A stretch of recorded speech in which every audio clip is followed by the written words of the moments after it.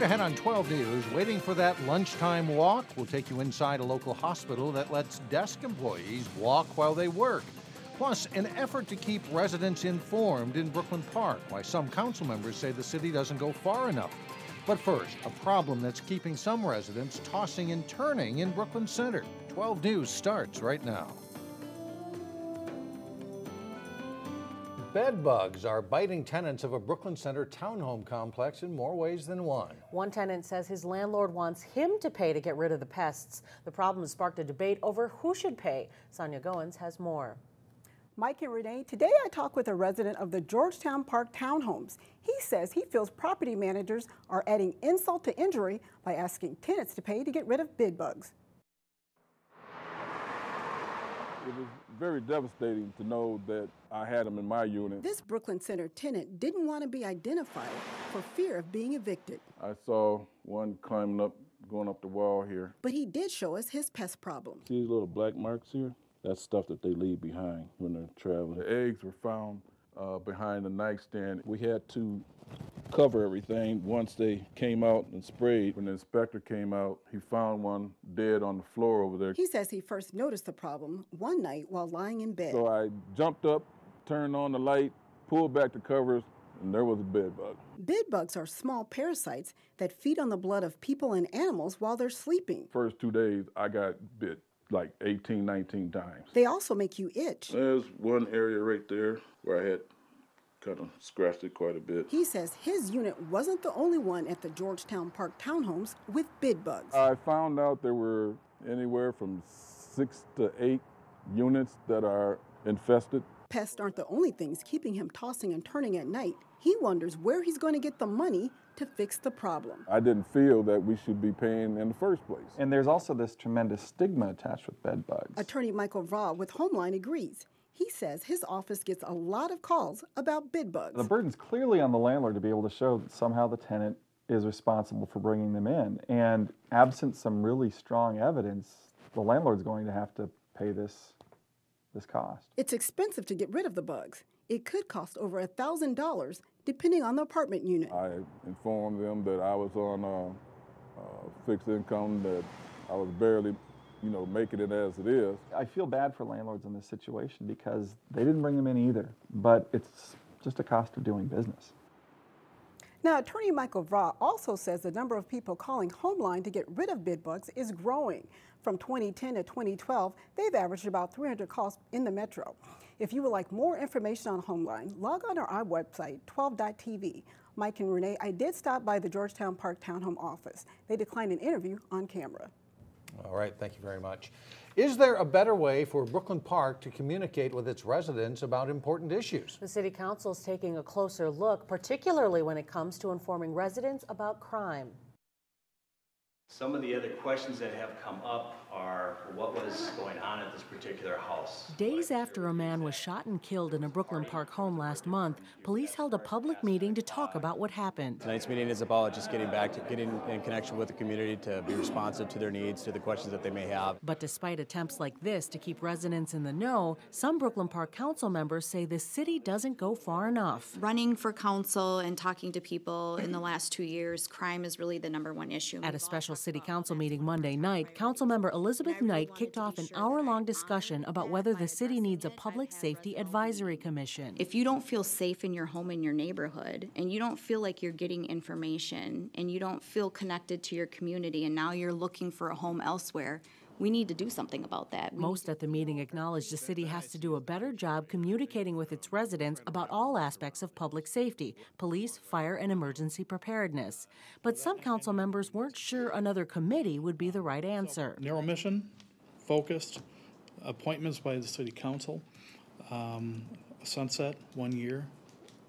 I'd look at something like that. Police Chief Michael Davis told the council a citizen group on public safety won't work if it only engages a handful of residents. The only trepidation that I offered to Councilmember Knight was you'll have, 10 folks that are really informed and still have 76,000 others that don't have that information.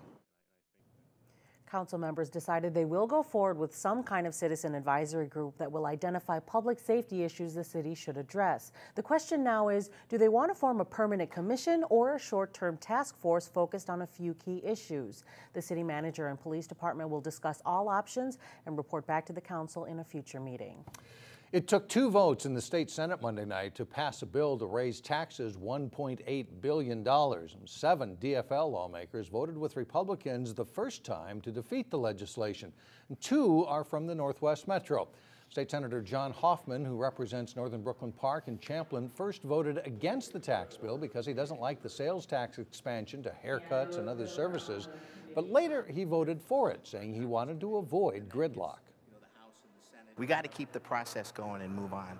And so I went into the conference committee, or to the caucus, and the conversation was very, all right, what's next to do? And they said, well, we go back to the drawing board. And I stood up along with Senator Clausen and said, no, we're not going to go back to the drawing board. This needs to go back through the process because the House is waiting and the governor's waiting.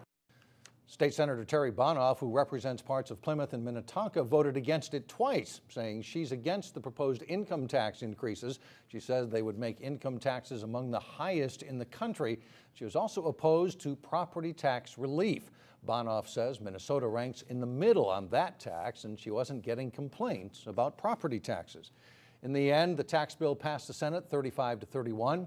A conference committee now will work out the significant differences between the House and Senate versions. He has his own Golden Fire Hydrant Award for what he says is wasteful spending. Now this outspoken county commissioner from Plymouth is expected to make a run for governor. Republican Jeff Johnson plans to make what's described as a special announcement on Sunday. He's previously mentioned a possible run for governor. Johnson is a former state representative. He also made an unsuccessful run for attorney general in 2006. Recycling is back on the upswing in Hennepin County. Recycling rates have increased from 35% to 43%.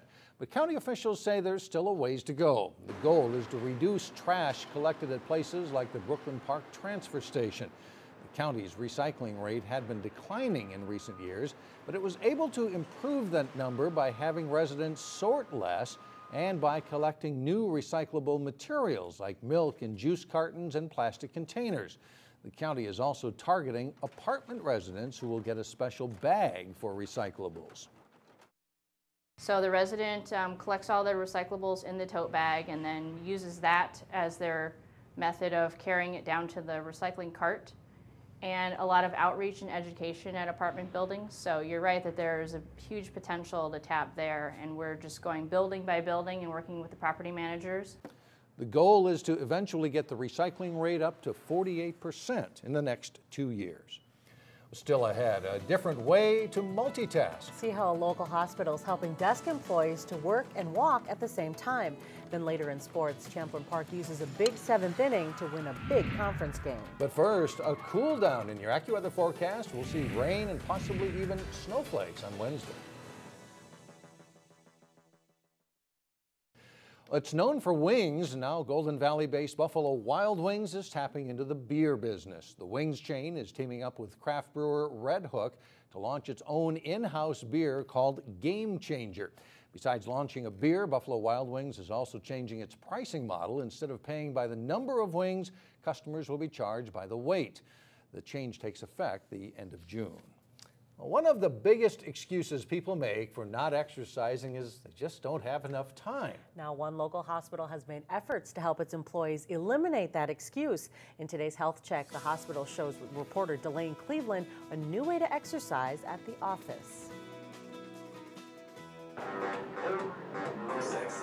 An on-site workout facility is one of the perks offered to North Memorial employees. We're open 24/7 and it's open access. You know, we do personal training down here. Yet even with a gym readily available to the staff, making it in here is still easier said than done. You know, a lot of people have busy schedules, before work, after work, picking up kids. In Julie Lother's mind, a little movement is better than no movement at all, which is why she has some North Memorial employees testing out tread desks. Well, I try and use it 2 to 3 times a week. Lisa Minshall of the HR department is one of the guinea pigs. I just felt it was something that I wanted to try. She has to spend most of her workday in front of a computer, But now, several times a week, Lisa goes to this tread desk in her office and spends up to 90 minutes moving her body at a pace of about 2 miles an hour while working at the same time. Once you get the feel for moving your hands and walking on this tread desk, it's easier to multitask and you're not consciously thinking about your feet moving. You're focused on your work. However, Lothar stresses that the activity on a tread desk should not take the place of a full workout. This is just to add a little bit more movement into your day. Yep, we still consider, we want them to come down and work out in our fitness center. Lothar hopes the tread desks act as a motivational tool to bring more people down to the fitness center. Yeah, it's working great. Yeah, they love it. In Robbinsdale, Delane Cleveland, 12 News.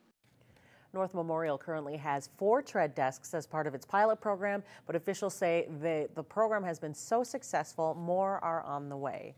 Well, coming up, a spring sale that Plymouth Police and Fire say is all about safety. But first in sports, Maple Grove and Minnetonka need extra innings as they go head-to-head in prep baseball. John Jacobson with that and more when we come back. The baseball season is finally here, and a pretty good start for Champlin Park.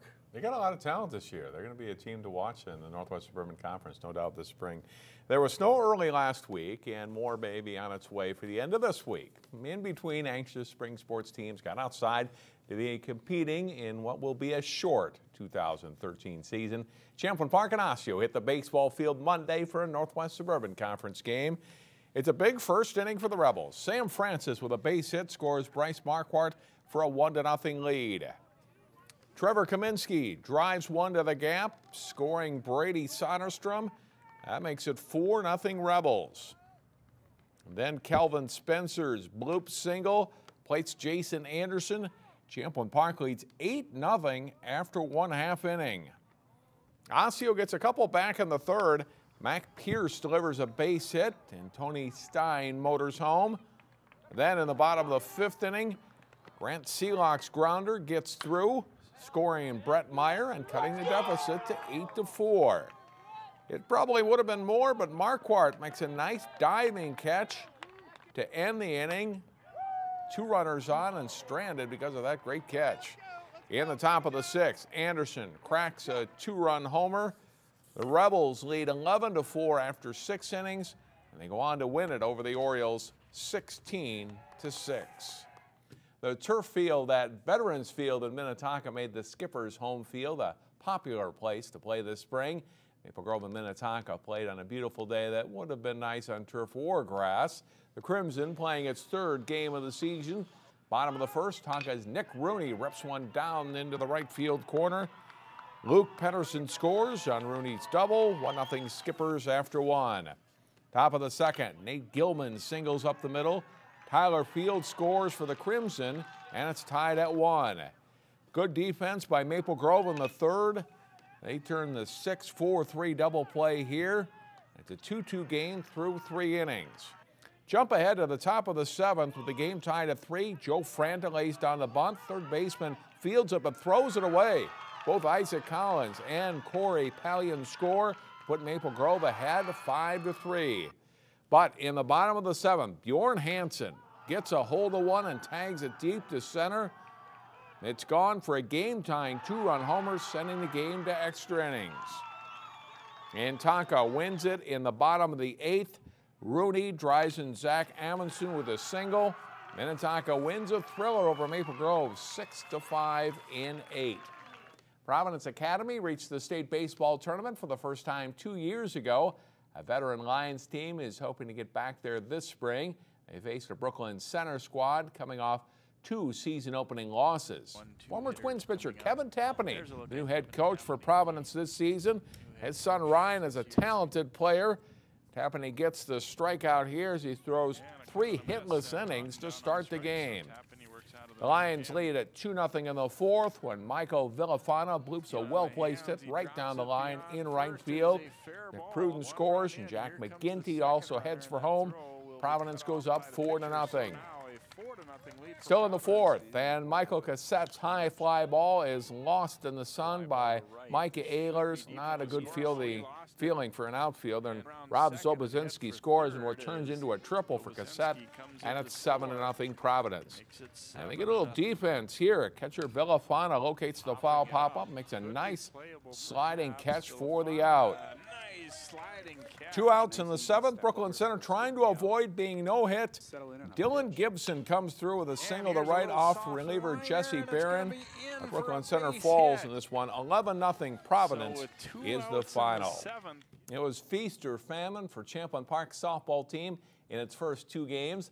The Rebels crushed Rochester Century before they were routed by Elk River last Friday. Meanwhile, Osseo won 2 games Friday and lost 2 on Saturday. So it was the Rebels visiting the Orioles Monday afternoon.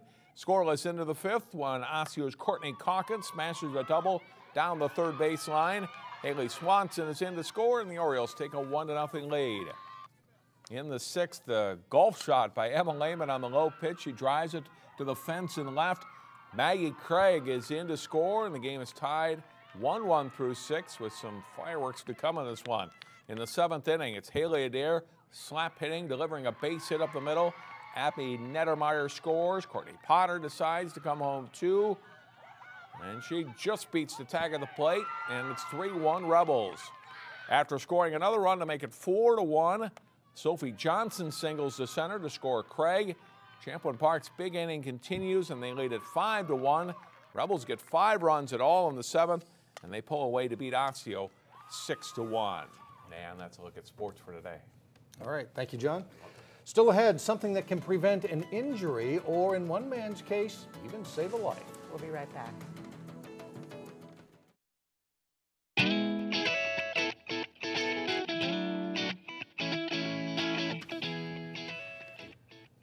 The city of Plymouth could be known as the land of 10,000 bike helmets. That's how many the city has sold since its bike helmet program began 13 years ago.